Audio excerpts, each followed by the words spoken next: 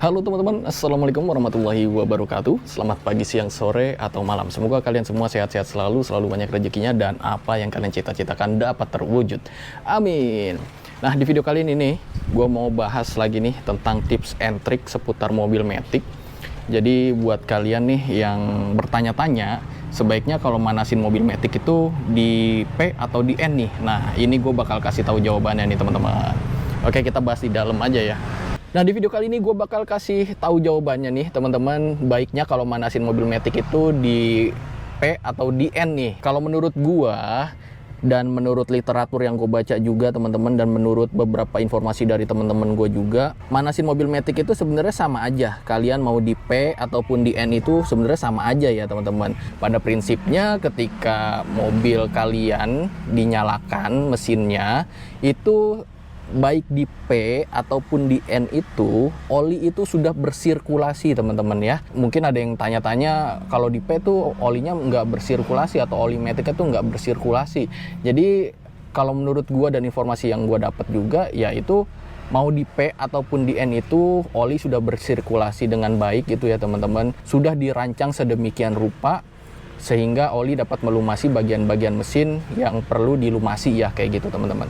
Tapi di sini yang perlu diperhatikan adalah di P atau di N, kalau menurut gue baiknya adalah di P aja ya teman-teman. Kenapa begitu bang? Karena kalau kalian di P ini, pertama mobil tuh aman. Selain dari rem tangan, mobil pun dikunci ya oleh pengunci roda di transmisi. Jadi transmisi itu mengunci roda supaya nggak gerak tuh teman-teman, nggak gerak ke depan ataupun ke belakang kayak gitu ya. Jadi misalkan nih ya, kalian tuh ketika lagi manasin mobil, ini tuas transmisinya di P dan kalian lupa ini rem tangannya diturunin dan kalian lupa nginjek rem mobil ya. Jadi kalau kalian posisikan tuas persnelingnya di P ini, mobil itu tetap terkunci oleh transmisi ya teman-teman. Jadi mobil tuh nggak akan bergerak ke depan ataupun bergerak ke belakang kayak gitu ya. Jadi ini lebih aman aja gitu. Dan kalau kalian di posisi P juga, kalian ini kalau misalkan nggak sengaja geser tuas atau nyenggol tuas gitu ya, ini ke R ini nggak akan bisa kalau kalian tidak memencet ini nih, tuas yang di sini nih, tombol yang di sini. Ataupun kalau yang modelnya shift gate itu, kalau kalian nggak nginjek rem, itu dia nggak akan bisa mundur kayak gitu ya. Jadi ini lebih safety aja kayak gitu. Tapi kalau misalkan kalian posisikan tuas persnelingnya di N, kalau kalian lupa nih rem tangannya turun dan kondisi mobil lagi nyala nih ya, mesinnya lagi nyala gitu, dan kalian lupa juga nginjek rem, tuas persnelingnya ini nggak sengaja kesenggol ke D.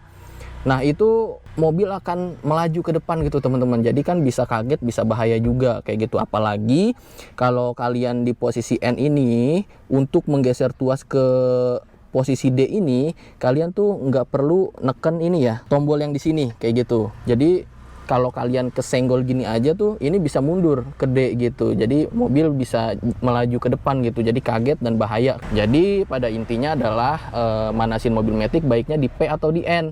Nah, sebaiknya di P aja. Tapi kalau kalian mau di N ya boleh-boleh aja, asalkan kalian berada di situasi yang aman gitu dari gangguan anak-anak kecil, dan juga kalian selalu standby dan perhatikan rem tangan ataupun rem kaki ya. Jadi lebih aman aja di P kayak gitu. Mungkin ada yang bertanya juga nih, kalau manasin mobil itu baiknya berapa hari sekali kalau misalkan mobilnya itu jarang digunakan? Nah ini gue jawab ya. Nah misalkan mobil kalian tuh jarang banget kalian pakai ya gitu, jarang digunakan, itu tetap kalian harus panasin mobil teman-teman. Tujuannya apa? Tujuannya adalah biar olinya tuh bersirkulasi, terus juga biar olinya tuh tidak menggumpal gitu, biar olinya tidak dingin, terus juga sama akinya juga tetap ngisi kayak gitu ya, ngisi dengan baik gitu.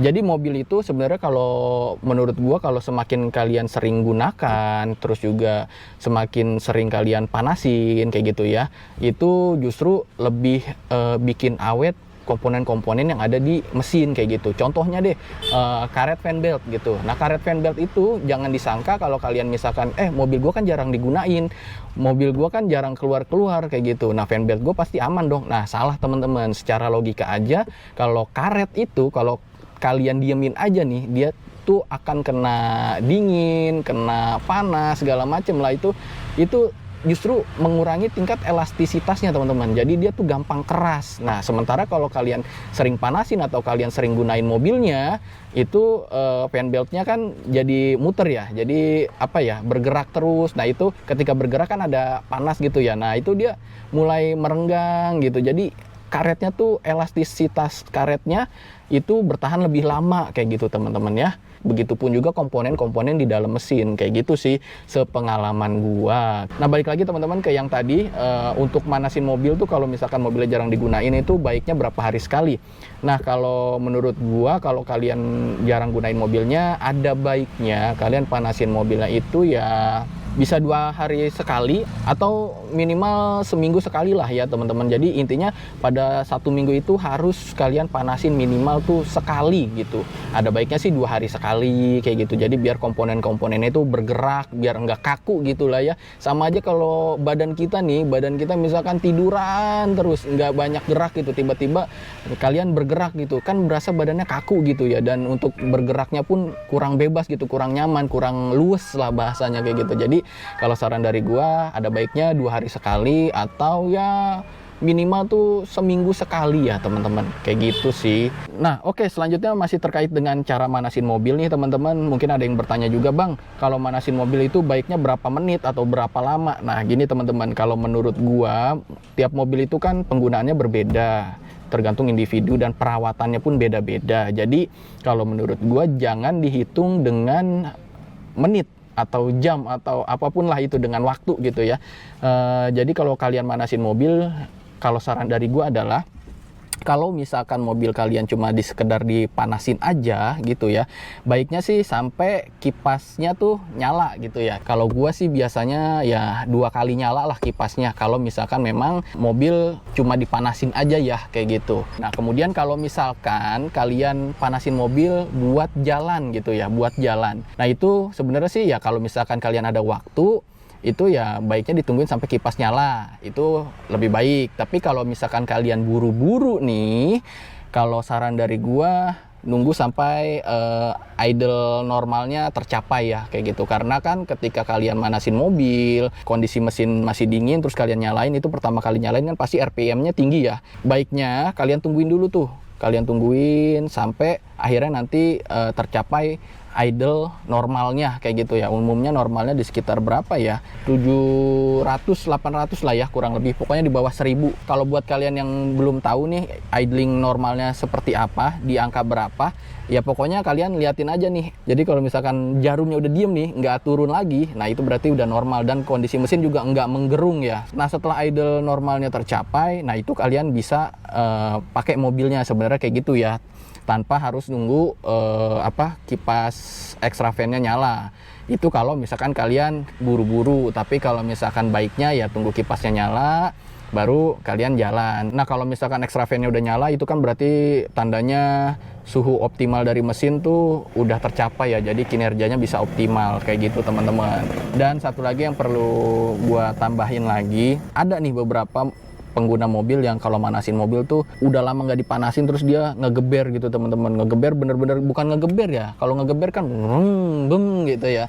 Kalau ini nggak digeber, jadi kayak apa ya, dipanteng di RPM tinggi gitu. Gua nggak tahu tujuan mereka apa, mungkin biar suhunya tercapai lebih cepat gitu ya. Gua nggak paham juga, tapi kalau menurut gua lebih baik nggak usah deh. Jadi kan yang tadi gua bilang ya, mobil itu dirancang sedemikian rupa sebaik mungkin itu.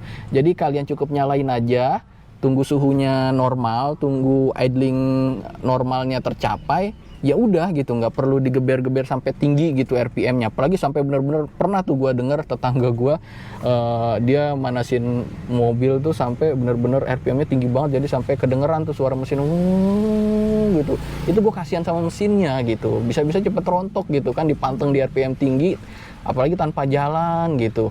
Jadi kalau menurut gue adalah ya baiknya diamin aja sampai suhunya tercapai, sampai idle normalnya tercapai. Kayak gitu aja sih teman-teman, simple banget gitu manasin mobil ya. Jangan pernah mobil baru dinyalain, kondisi masih dingin, idle-nya masih tinggi RPM-nya, itu kalian langsung bawa jalan. Khususnya untuk mobil matic itu jangan ya teman-teman ya, karena kasihan komponen mesinnya dan juga komponen transmisinya. Jadi mereka tuh baru banget nyala, kondisi oli belum bersirkulasi secara baik atau secara maksimum, itu kalian udah pakai jalan gitu. Jadi ada bagian-bagian komponen mesin yang belum terlumasi secara baik, tapi kalian udah pakai jalan, jadi gesekannya makin kuat dan akhirnya terkikis, akhirnya rusak deh mesinnya kayak gitu, rusak deh transmisinya kayak gitu ya.